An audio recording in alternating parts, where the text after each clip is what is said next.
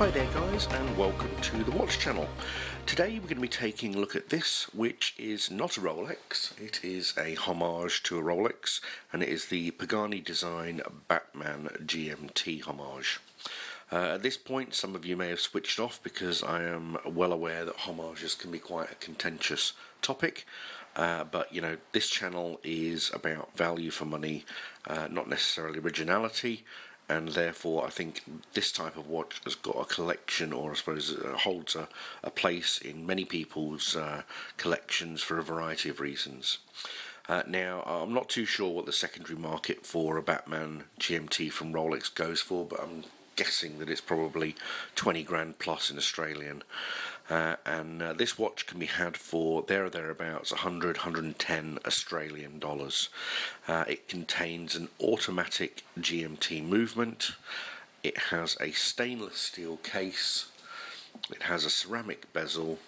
It also has 100 meters of water resistance, and I think for that price what you're actually getting, I'm just astounded, quite frankly. And like I say, you know, homages can be quite contentious, but I think, you know, when you look at the price paid for this watch and the features, I think you're really onto a winner.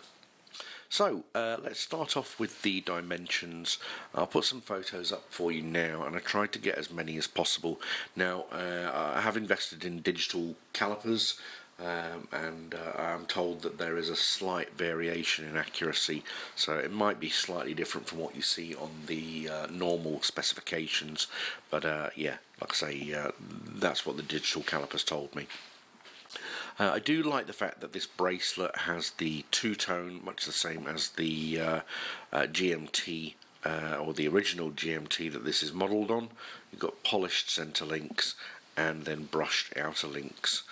Now you do actually have screw-in there, so you know this is very, very easy to adjust. You do have a clasp very similar to the other brand that this is a homage to. And you know, some people have complained that these are quite stiff. Now that is the case when you start off, but it does loosen up with a bit of wear. As you can see there, you know, it's very, very similar to the Rolex version. You don't have a quick adjustment mechanism there, but you do have a slightly small diver's extension. Now I've put some video up for you to see the movement in its true beauty. One thing I forgot to mention on the specs is the exhibition case back. You know, this is a very nice movement. The Pearl DG 5833, I think it is. There's not a great deal of information about it, but it's certainly an interesting movement, and it's well embellished for the price. You know, you've got blue screws on there, you've got that little red disc in there. Much the same as the Rolex, but clearly a very, very different quality. You know, some people have said that these things have packed up relatively quickly, as in the movement's broken. I'm hoping that this one stands the test of time, but I think, you know, there's no reason why you can't expect it to last, you know, 1 or 2 years, maybe even longer.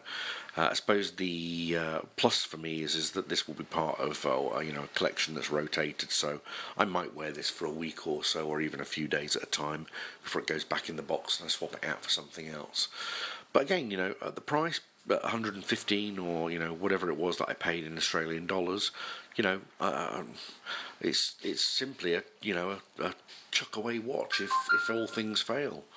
But yeah, really, really impressed with it, guys.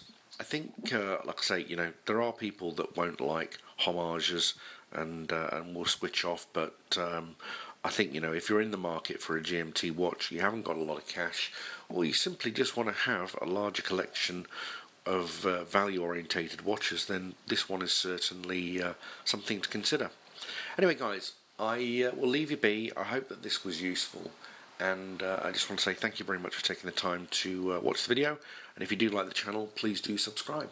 Thank you so much. Wish you all the best. See ya.